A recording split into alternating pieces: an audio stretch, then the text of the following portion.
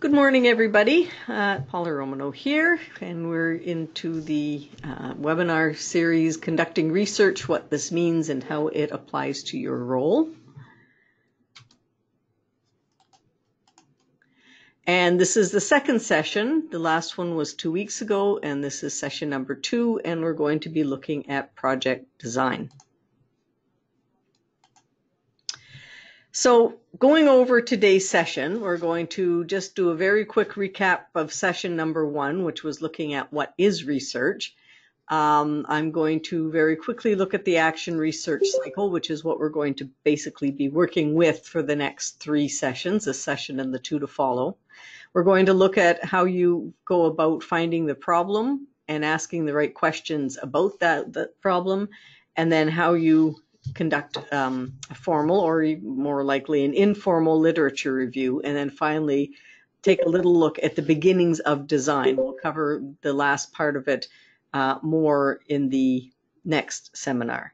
I'm going to be throwing an awful lot of stuff at you over the next hour, and we are going to be doing a little bit of hands-on and walk ourselves through an example of a problem, and then just find out what we do to do the beginnings of the design. However, having said that, so I've got an example a little further on that we will work with, but if you have a problem or something that you wanted to look at on your own, please feel free. If there's something at work or even at home or with one of your kids or with a client, I'm just using my example as an example, but it applies to whatever you want to do. All right, so off we go. Last week, we looked at what exactly research is. We looked at the idea of just looking stuff up or figuring out how to build a deck or how to cook something and looking on YouTube, but we also talked about the more formal types of research, which is what we are concerning ourselves with, and the fact that it is a method of systematic inquiry. We looked at the difference between the two paradigms or worldviews of positivism versus interpretism. So positivism is a worldview that looks very much at cause and effect, that everything's black and white, that statistics and numbers and measurement is valid and everything else lacks validity because it lacks rigor, versus interpretism or humanism or naturalism, or there are a number of other names for it, which looks at may use statistics and numbers and measurement stuff, but also looks at the qualitative data, which provides the context piece.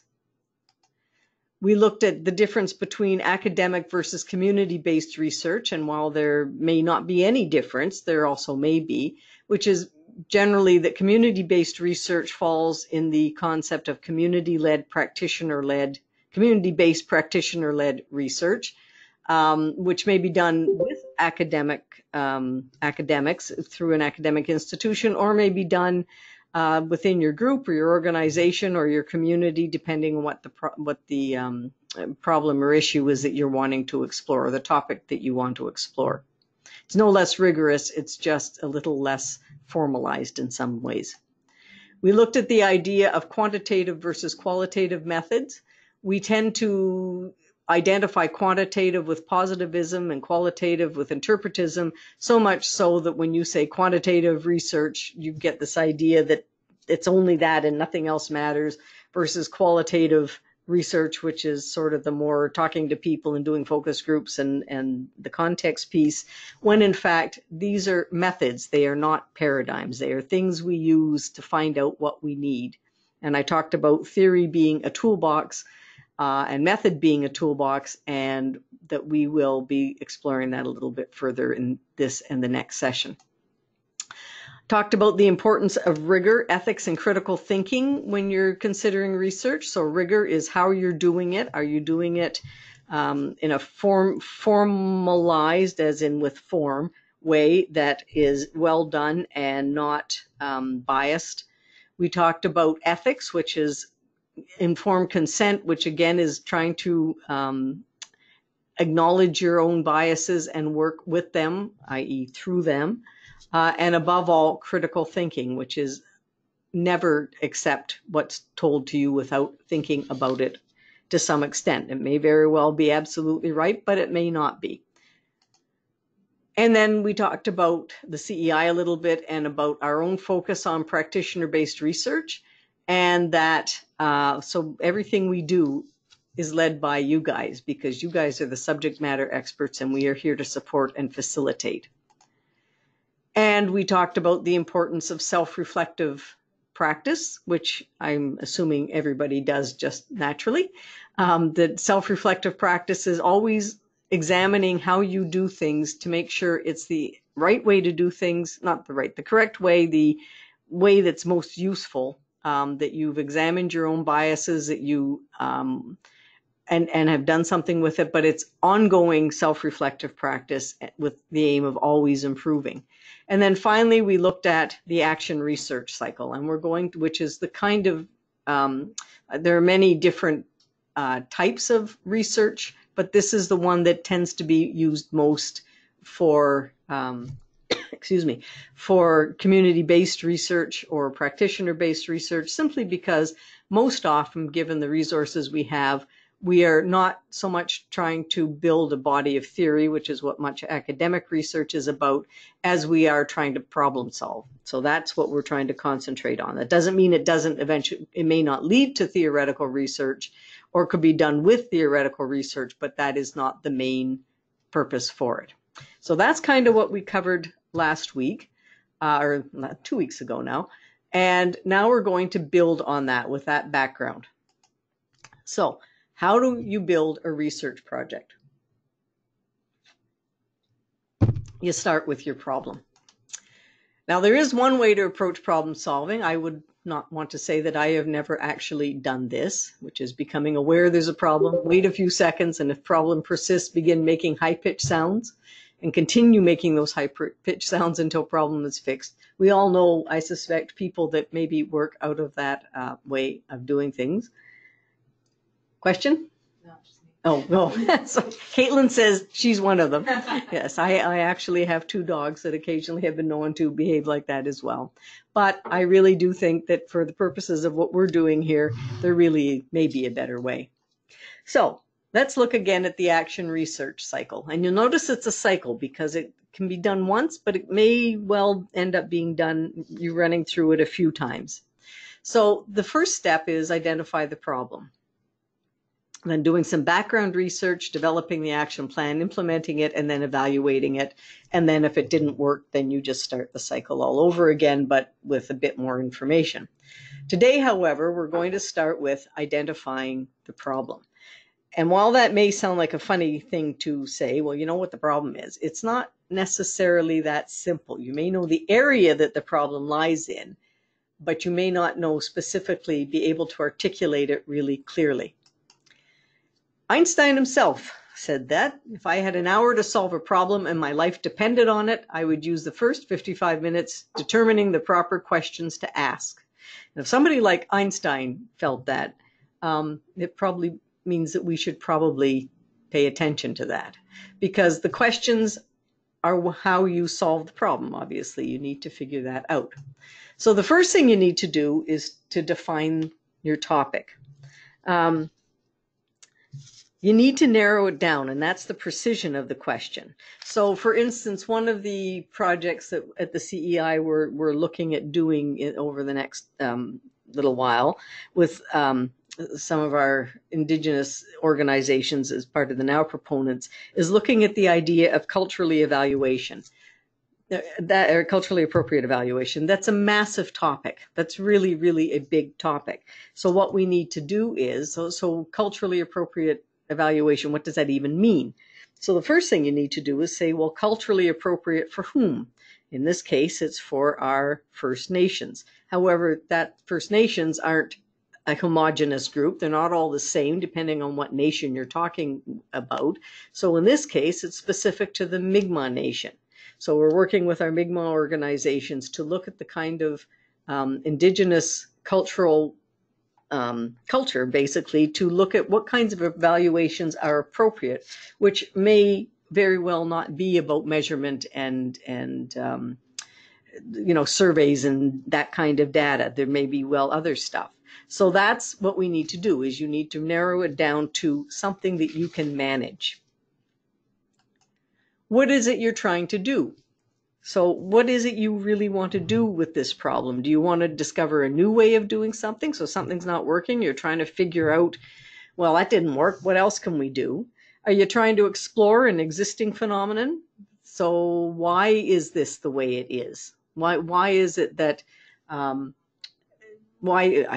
trying to think of an example off the top of my head, but why do you sometimes have trouble staying attached to their first job? What's the existing phenomenon? Which goes hand in hand with explain. And I should say that many of these things do work together, but you got to start with one of them. Explain why something happens. Describe something. When this is present, this happens. So for instance, when you're doing interviews with qualitative research and you stick a camera in the room, we've all seen reality TV. When you stick a camera in the room, it really changes the dynamic of the way people behave. Why is that? Well, because they're self-conscious, because they're monitoring what they're saying. Sometimes they're not monitoring what they're saying. Sometimes they're acting stupider than they might otherwise. But it's you're observing what happens. And then lastly, you're comparing things. Well, I've got these two job interview skills programs. Which one works better? So you're comparing the two things. Which program or evaluation works better, for instance? There may be multiple facets to your problem. So what specifically are you interested in? And you can define, and I didn't put it in here, but often we think of this refining process as a funnel where you're just surfing everything in the top, and as you go further down the process, it's getting narrower and narrower and narrower. You may be able to define the topic and your research question quickly, but the odds are pretty good that it's going to take you a bit of thinking it through and a bit of trial and error. We're going to talk a little bit about that. So define the questions you're interested in. So the 5, who, what, where, when, why, and how. So who is affected? What happens when we do this? Where is it appropriate for this to be used? When is it effective to do this? Why is a specific client population affected? How can we change things? One of the things you need to be very careful, and this goes back to my point about self-reflective research or practice, is that when you ask questions like this, you need to be very conscious of your own assumptions. Quite often they are ingrained assumptions you don't even maybe recognize that you have when you're doing it. I said in the last session that one of the things about having the interpretivist viewpoint, the positivist says it is possible for a human being to be objective. A humanist or interpretivist researcher says, no, it's not. We're all products of our environment and of our context. So all you can do is be self-reflective and find out what your biases are and then work through them, and be very conscious of them when you're doing things like preparing your questions. I also have to say that if at any point I'm going too fast or you're not making sense of what I'm saying, or you have a question about it, please, please, please ask. This lecturing business is foreign to my nature. I like it when people ask me questions while I'm talking. That's a good thing. So critical self-reflection is really important. One of the things, and quite often this is sort of lies at the heart of it, are you interested in the relationship between things? Even if you're not interested, quite often the answers to whatever your problem are lies in that interest, in the relationship between things. So what are the impacts of something? When you do something, does it increase? Does it decrease? Is there a correlation between? Is there a correlation between youth not staying attached to their first job and the lack of employability skills, for instance, or employability skills training they're not getting, so they don't have those skills to take for their first job? Are there direct causes? That kind of thing. The right question, and this is really, really, really important, is the anchor for your research project. And that's why I'm spending so much time talking about how you define the right question. Why? Well, if you think back to what that Einstein quote about, if you only had an hour left, 55 would be going to find the right questions to ask. It defines the project itself. What exactly are you trying to find out?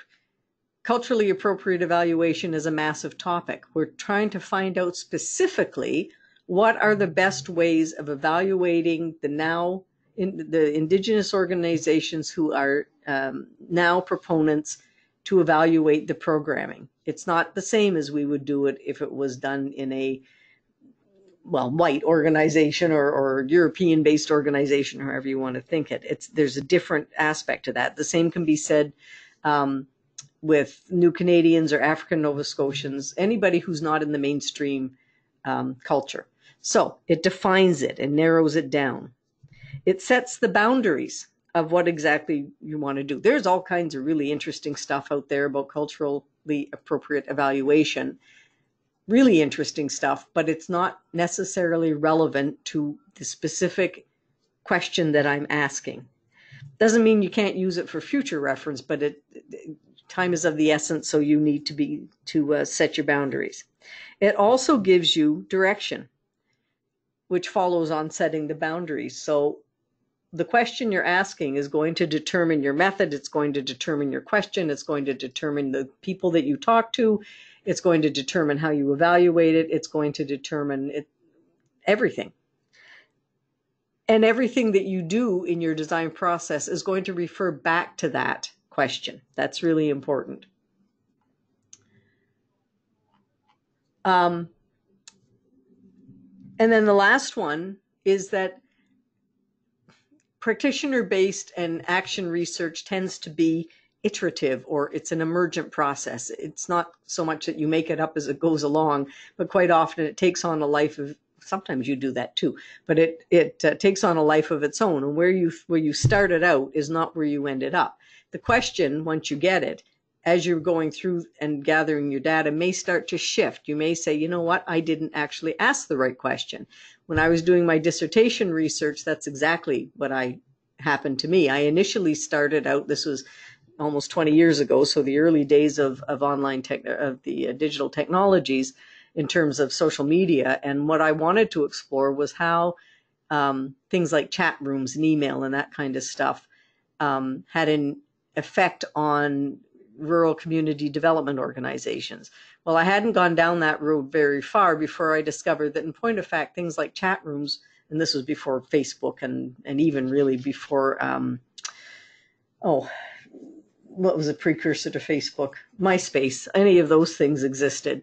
And what we found was that not enough people were computer literate or were in rural areas had access to the internet to actually make those things useful. So I had to shift my question not very far into more broadly, how are those technologies having an impact on the communities?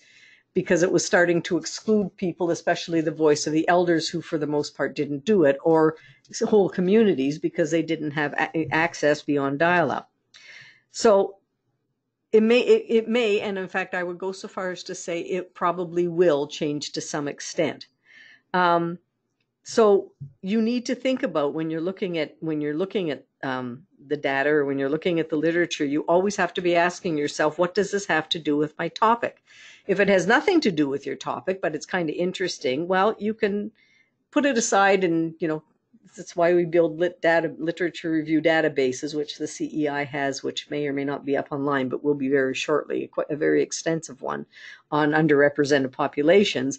It's a resource. It may or may not have anything. So you're thinking, well, apparently nothing. But you know what? My gut feels like there may be something in this. It's actually at the question. One of the things when you're doing this kind of research is listen to your gut. Yes, the examples are given to the slides. I'm just giving you examples from my own experience, Carolyn. And another question she just clarified was that if we could she have a list of example questions? Yes, I can certainly provide that at the end. Yeah, I do have a few, and we're going to look, Carolyn, we'll look more at that in the next session, because we're going to look at design, not design, but more specifically at methods. So that's how do you phrase your questions? How do you build your questions? How do you put together an interview schedule for a focus group? So that'll be covered more in session 3 of this, but I certainly can put together some examples for you. So as I say, always listen to your gut. If you think there may be something, there may not, but your gut quite often is right. And finally, the stuff you're looking at may be very relevant. So you need to, and it may deepen what you're thinking about. So, well, there. Good research questions, these are just some other things you need to think about, they have to be right for you and for your center. There may be some really interesting research that you'd like to do, but doesn't really apply to where it is you're working or what the work you do, which doesn't mean you can't do it. It just means you need to think about that. It needs to be useful for the field. So is it something around career development or whatever field you're working in that may be more, that this is going to add to the body of knowledge? The questions need to be properly stated and framed. I cannot stress this one enough. Are the terms well defined? Are there any unchecked assumptions within that question?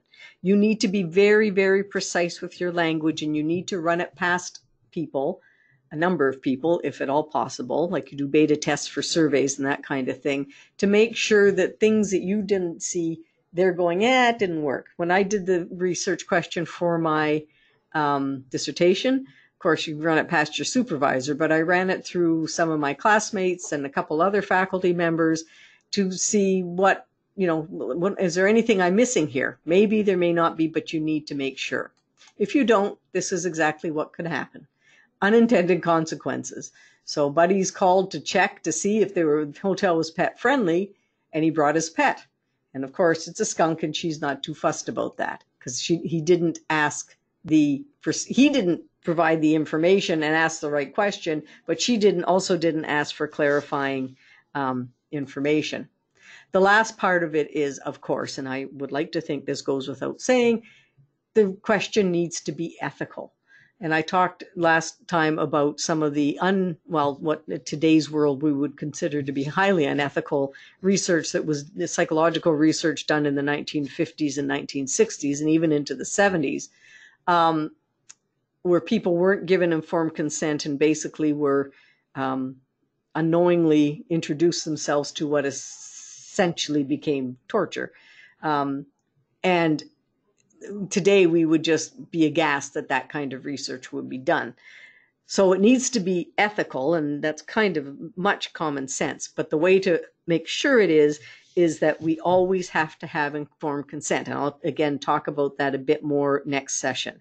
What exactly is informed consent? I mean, there's a very formalized version of it but what it basically means is that your participants need to know what it is you're doing, when it is you're doing it, and what they can expect. And last but not least, is it doable? You may have the idea for the best research project ever come up with, but if you can't get access to the data you need, if you haven't got the time, because trust me when I tell you research is very, very time consuming, if you don't have the supports you need to get it done, whether that's money or people or what time is whatever, you're not going to be able to get it done. And like I said, if you haven't got the money, if you need money, then, and you may think, well, I don't need money to do research in the center, but think about it. You may need money for travel. You probably need money to feed a focus group. If you've got kids, giving them pizza always is a good way to get participation. You may need to, if you need to get some LMI data, you may need to buy it from StatsCan. They have some that's free, but a lot of the data is behind a paywall. You need to think about, who do I need access to? Do I need to talk to employers, clients, other colleagues, academics working in this field? Who do you need to? Can you get access to them? And of course, you need to have approval from whoever you get approval from for everything else in your work life or not. If you don't need that, then that's fine, off you go. But most of us don't live, sadly, in that kind of a environment. Okay, Now, I've talked a lot about asking the right question, and I have no doubt in my mind that there are some of you out there who are thinking, yes, that's all very well and good, but what about hypothesis? I hear this word hypothesis thrown around. I have a hypothesis as to why that works. Why are we not talking about that? I have an answer for you. And the reason is that quite often with action research, we don't tend to use hypotheses. Hypotheses are, the definition is an educated guess about the relationship between things, variables, which you can test. It has to be a testable thing. Usually, well, always, it's expressed not as a question, but as a statement. So the example I've used is that financial problems, which is a variable, lead to, which is a relationship, divorce. So if you've got financial problems, you may very well have divorce. And what you're saying, I think that this is the reason that some divorces happen. It's a hypothesis. You're not asking the question, why do divorces happen among certain groups, or full stop, which is a very broad and unwieldy question, but there it is. So don't use a hypothesis if you don't have an unbiased hunch. And I say that with reason, is because you may well have a bias. And again, it comes back to being critically self-aware. You see things in a certain cultural group, for instance, and you make an assumption that it's happening because of this. Well, in point of fact, because you don't know the culture, and if you go back in the anthropology literature, you'll see any number of examples of this where white anthropologists have gone into other cultures and made assumptions about what they were seeing based on their own context. Because again, I say it's not possible to remove yourself from your own personal context. All you can do is try the best you can, but they made all kinds of assumptions based on what they were seeing, which was actually completely and utterly wrong for the culture that it was in. So your hunch, you need to make sure it's an unbiased one, which means that you need to be pretty clear on whether it's a possibility or not. You need, and this is a big one, you need to have defined variables. If you don't have defined variables, like the financial problem, the divorce, you can't test it, because if things are shifting around, it needs to always be the same in order to test it repeatedly. And if there's no relationship between the variables, existing relationship between the variables, you can't do it either. If you're doing an ethnographic study, I go back to my comment about the anthropological world. It's too much of a moving target, and you're doing an interpretation. So you don't really have a hypothesis. You have a lot of questions. Trust me, you have a lot of questions. And ethnographic doesn't necessarily mean culture. If you're doing work in a classroom, or you're doing work in a training program, or you're doing work in a family, or in a gang culture, whatever it is, that's an ethnographic study. And so you're going to be doing a lot of observing. Most of the studies, as I said, are going to be emergent, and action research is always collaborative. So you need to think about that kind of thing, and it becomes virtually impossible, because the thing about a hypothesis is that it's a rigid statement. You make the statement and then you test it. And then if that doesn't work, well, then you make another statement, hopefully based on something you learned in the first instance, and then you test it again, and it goes that way. Questions make it more open and allow data to rise to the top.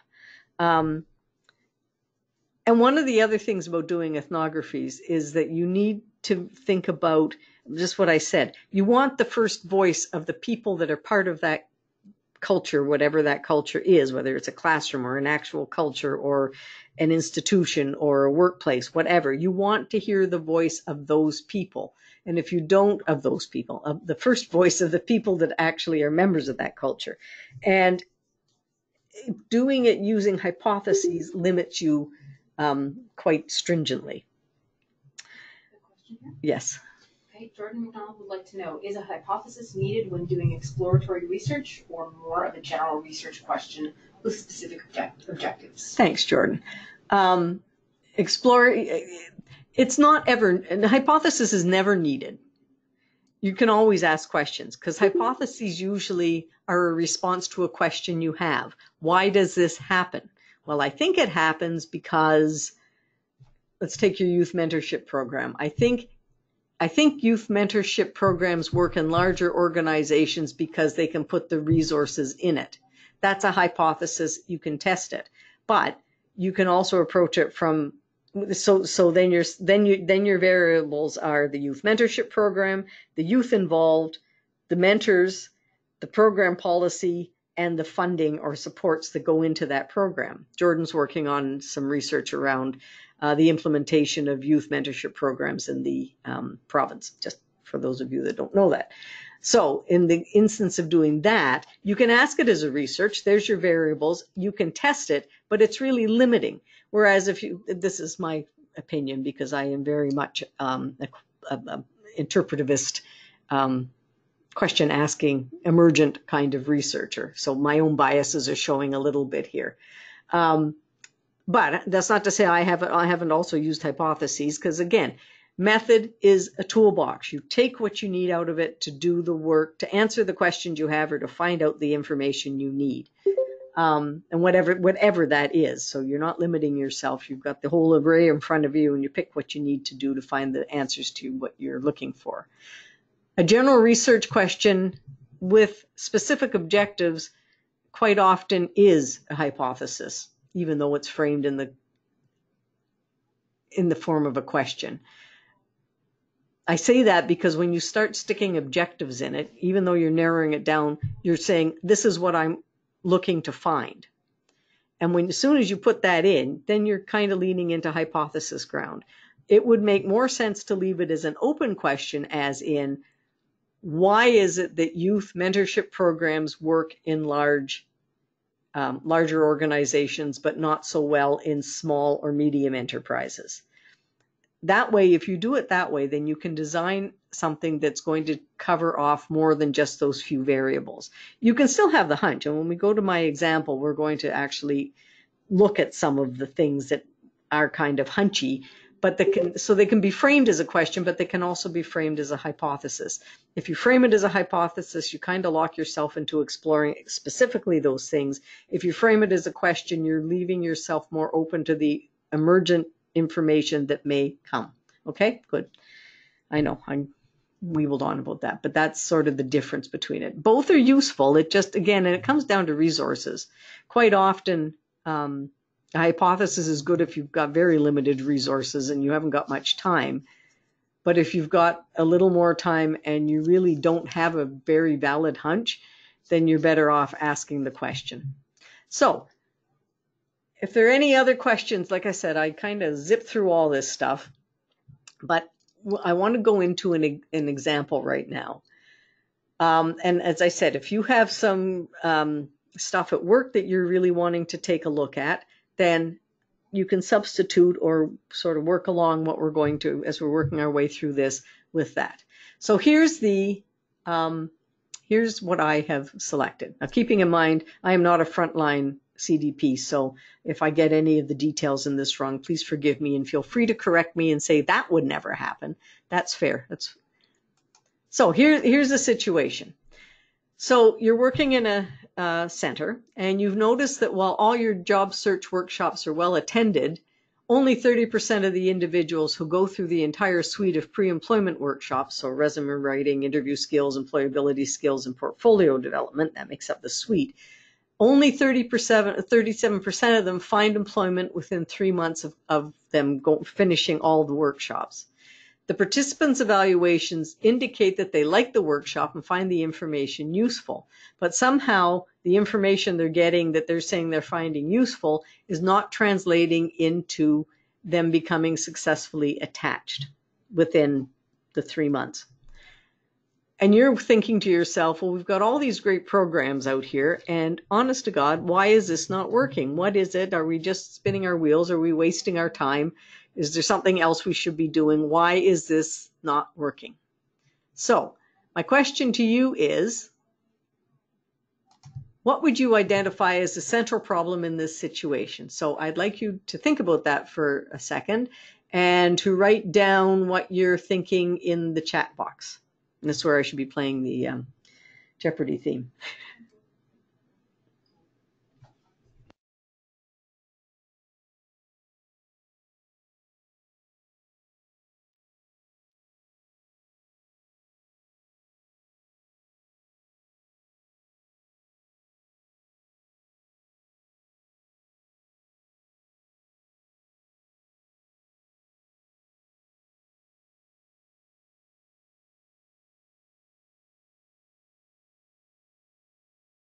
Nobody's writing.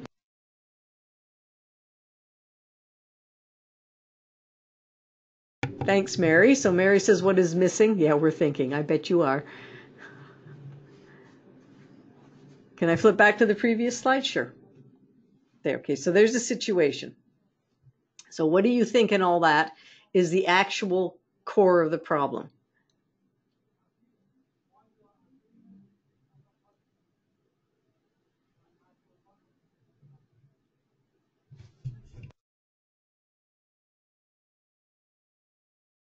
That's a good answer, Loretta. That's a very good answer. So if that's 37% are, what's going on with the rest of the class that they're not getting attached?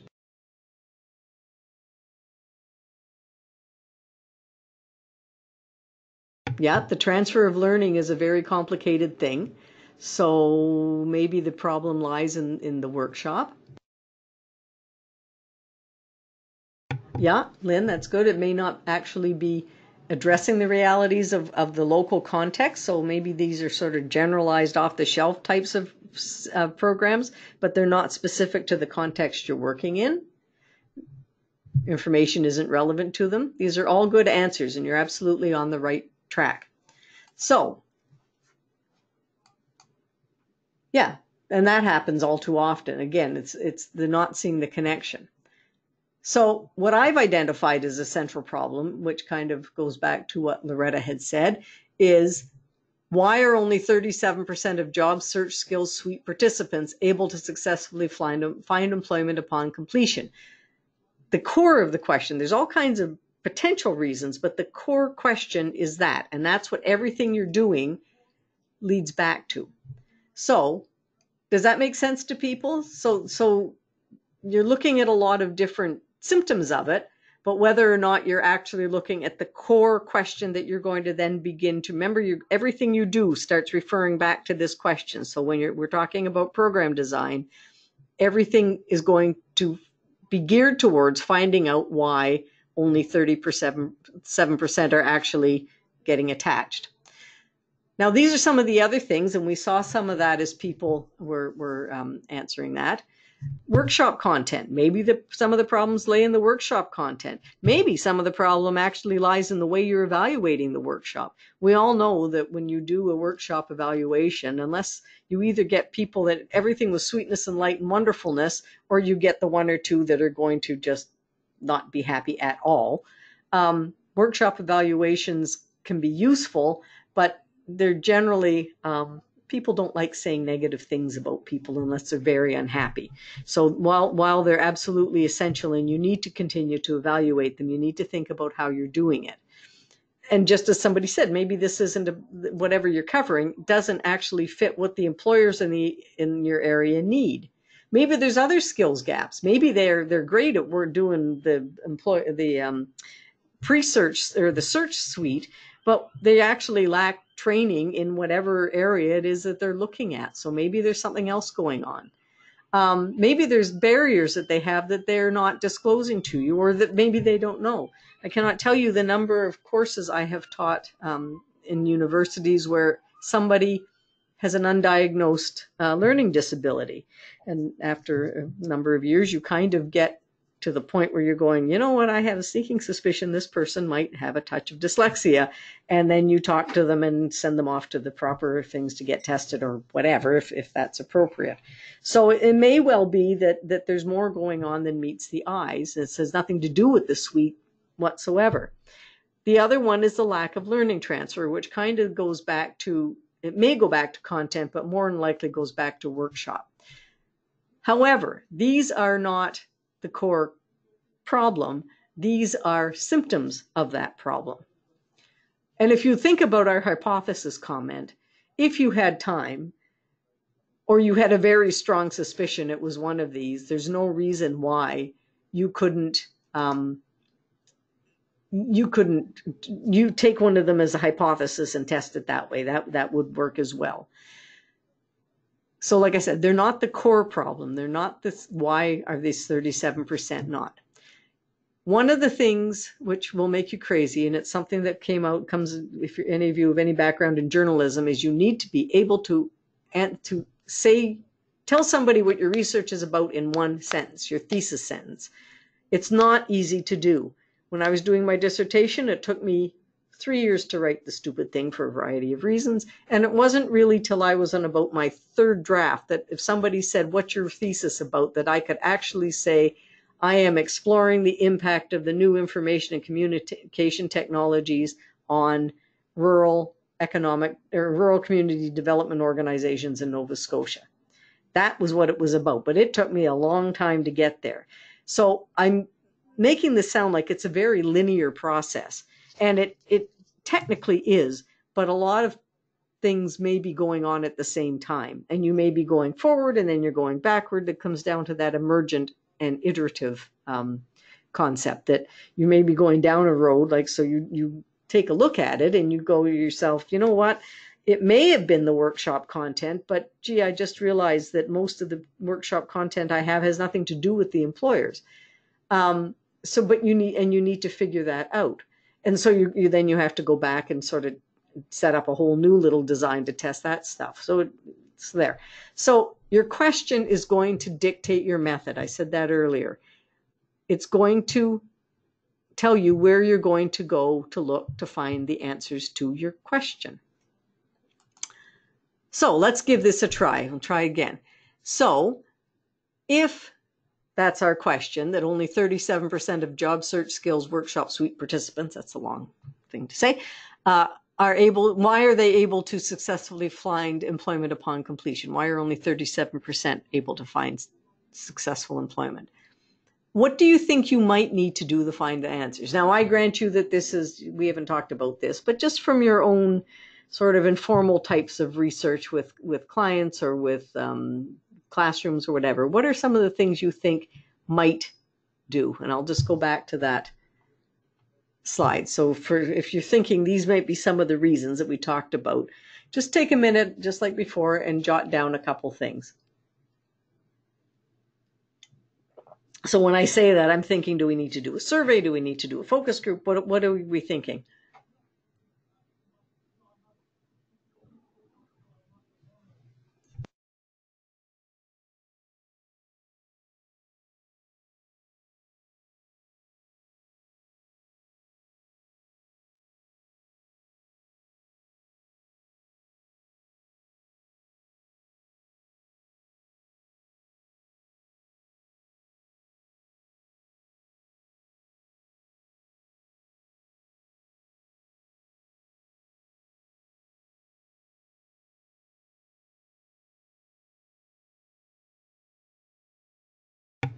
Yeah, these things are great. Great suggestions.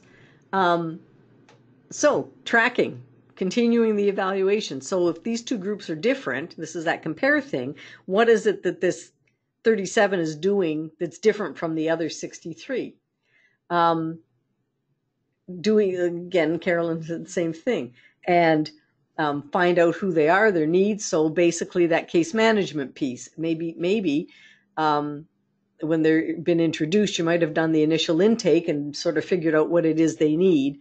But those job search suites tend to be sort of a given. Most people need them, and so we'll just put them off. There may be undiagnosed learning disabilities, as I said. So sitting in a resume writing workshop is not the best way for this individual to learn.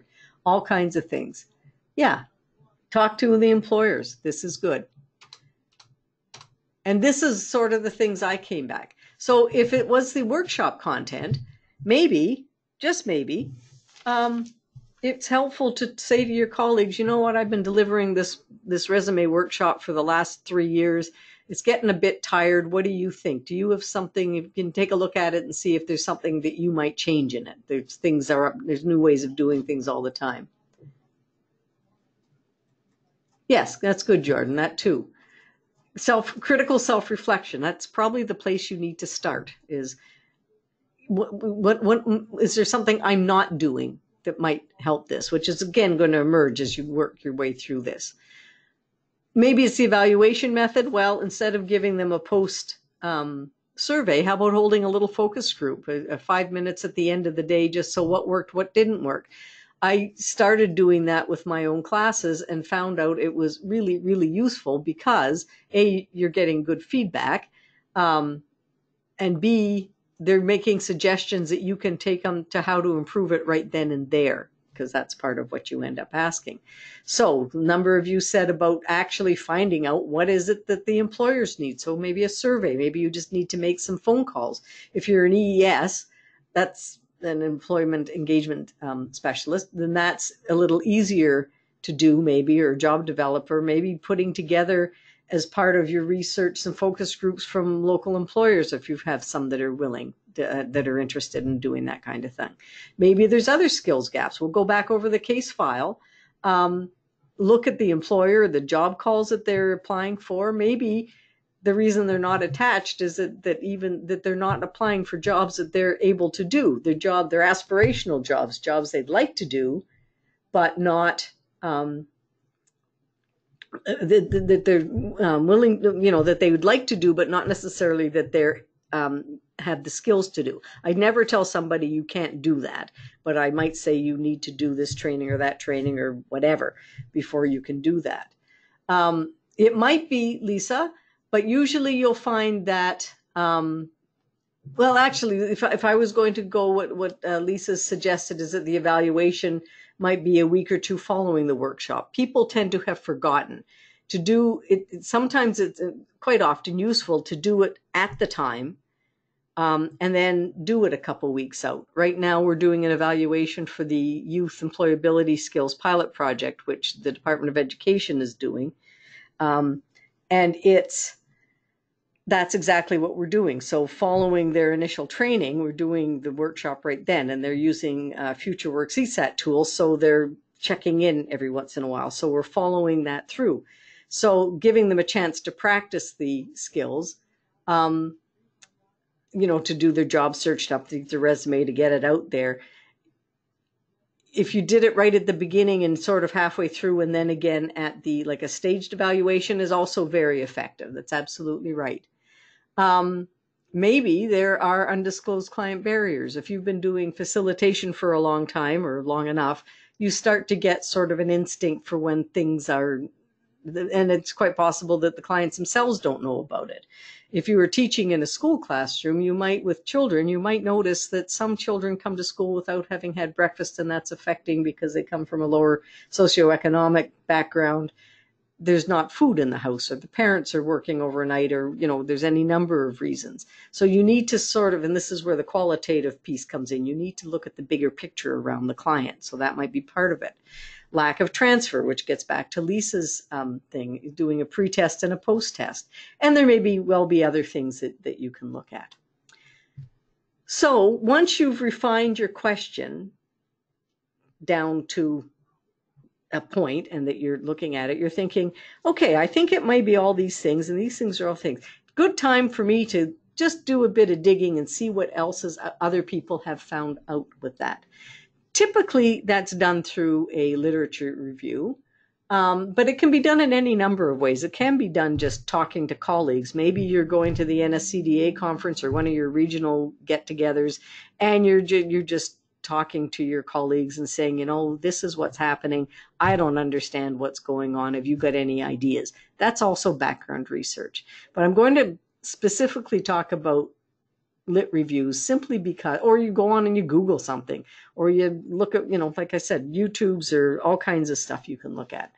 But I'm going to specifically concentrate on reviewing the literature, because if we're talking about more formalized types of research, which we are, then that's pretty much what you need to start thinking about. And really, it's the most efficient way to find background information. Yeah. Okay. So reviewing the literature, it's a fancy way of saying, looking at what other people have already found out about the same thing that's been put in writing.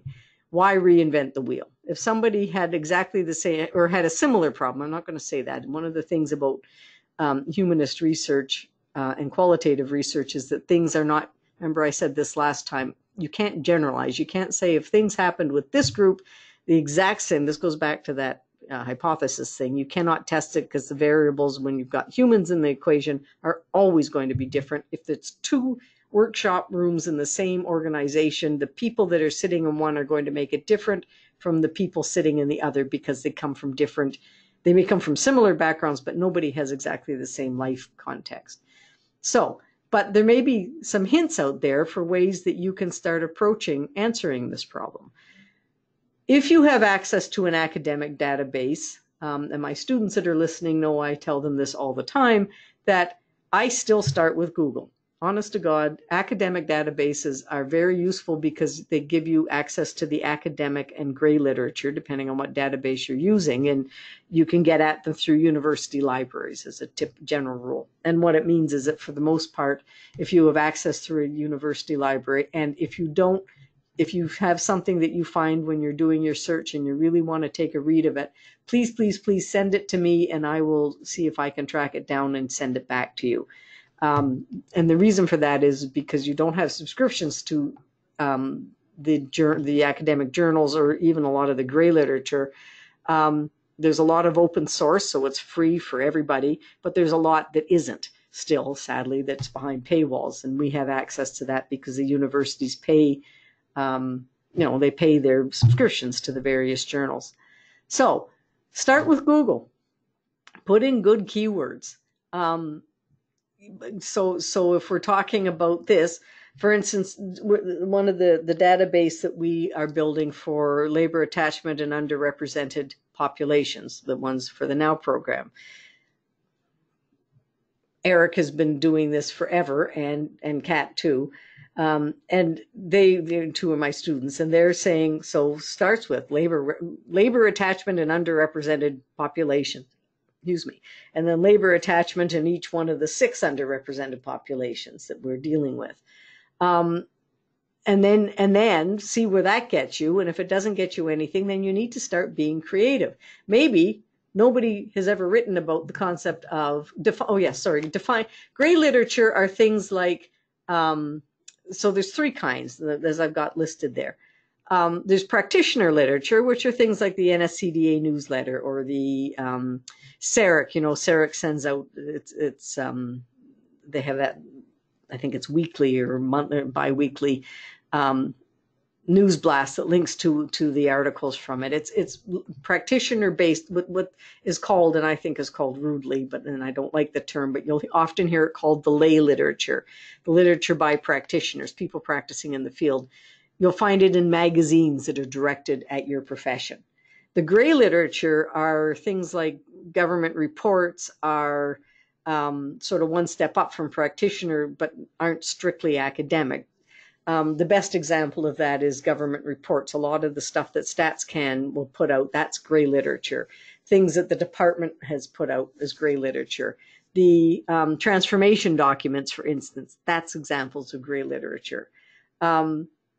As a general rule, any kind of research that's done by a government body as opposed to an academic body falls under the title of gray literature. And then there's the academic literature itself, which typically are the academic journals or theses. You can get onto the Canada Theses database, which is really, really useful. And I'll talk about reference mining in a second, and we're running out of time. I've still got lots to go through. And so those are sort of the areas you're going to be looking in. If you're digging stuff off of websites, make sure it's a credible website. Make sure that it's not just trying to sell you something or it's somebody's blog. You can get some good ideas from there, but it's not something that I, as a prof, and I've said to my students, it's an opinion piece. And it may, unless it's really well supported and it's got references and it's making a real good argument, you can read stuff and get ideas from it, but I wouldn't use it as part of your reference list typically. And again, I talked about the keywords. reference mining. You find a really good article, and you know the references are the list in the back of the article about the stuff that they use to write this thing, and you can quite often find some really good leads to where else to look. Is it relevant? Like I said the three things. It may be really relevant, which is great. It may be sort of relevant and you think this is interesting, and then it may be not relevant at all and interesting, and you put it in a pile for future reference. When you're reading, you don't need to read every word. Typically, what I tell my students is look at the abstract. That's the first thing, or the introduction. If it's a piece of gray literature, read the executive summary. You don't need to read everything to find out, is this actually relevant?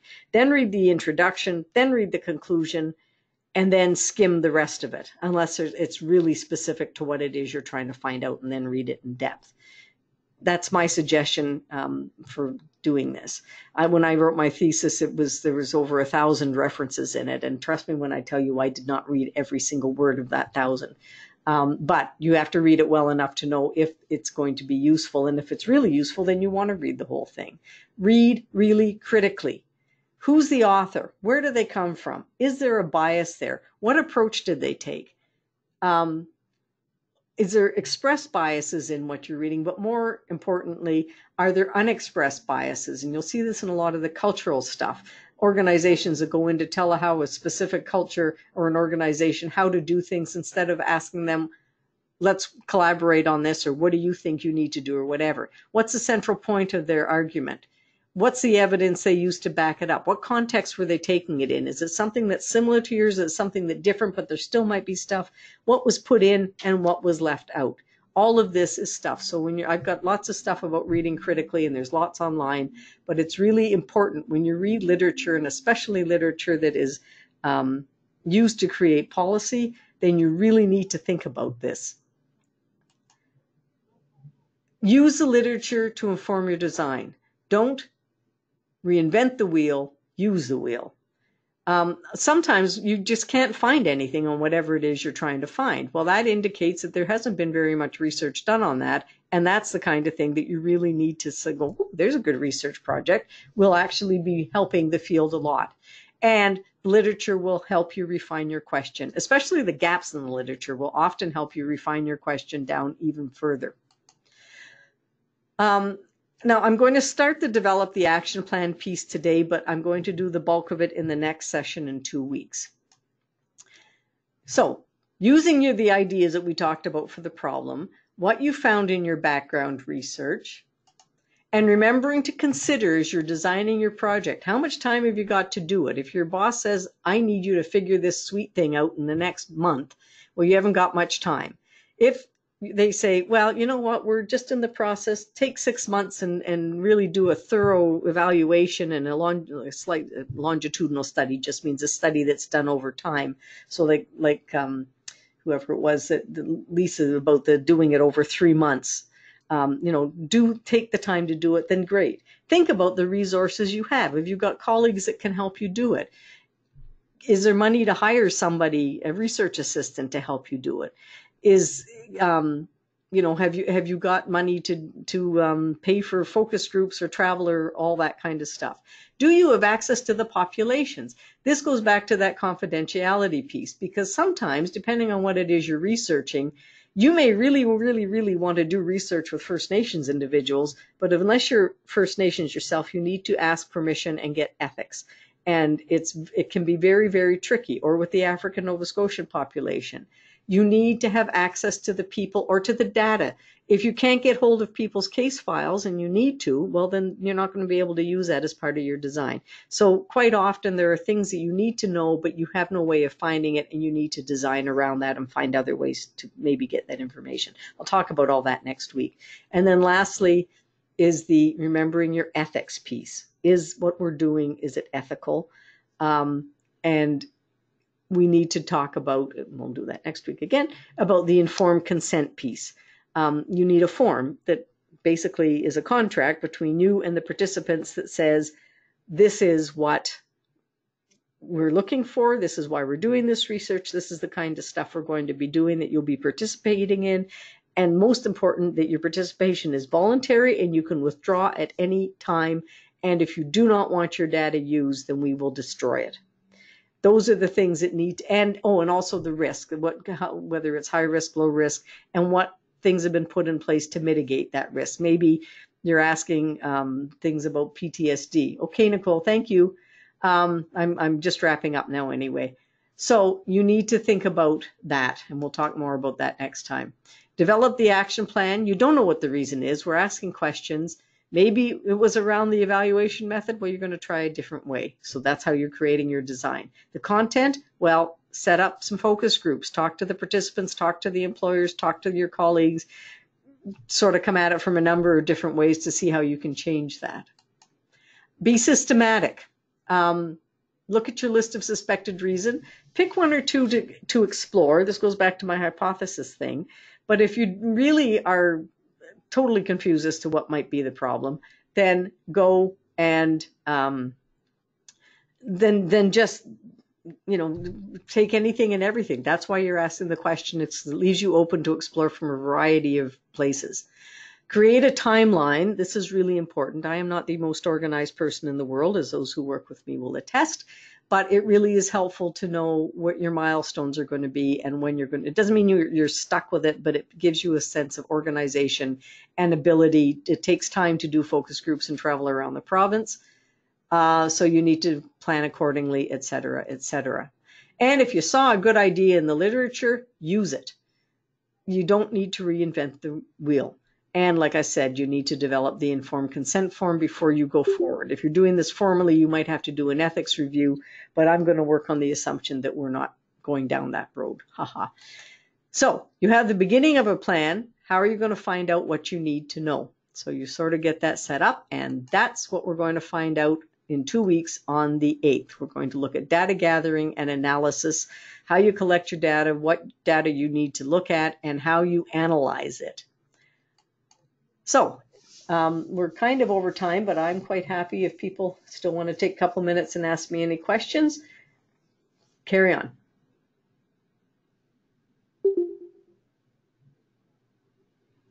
Okay, I think most people are heading off. Okay, thanks everyone. And if you, as always, if you have any questions or you have a research problem of your own that you want some help looking at, please, please, please do not hesitate to get in touch. And there's my contact info. I'm at the CEI. And we will talk to you in 2 weeks. Thank you.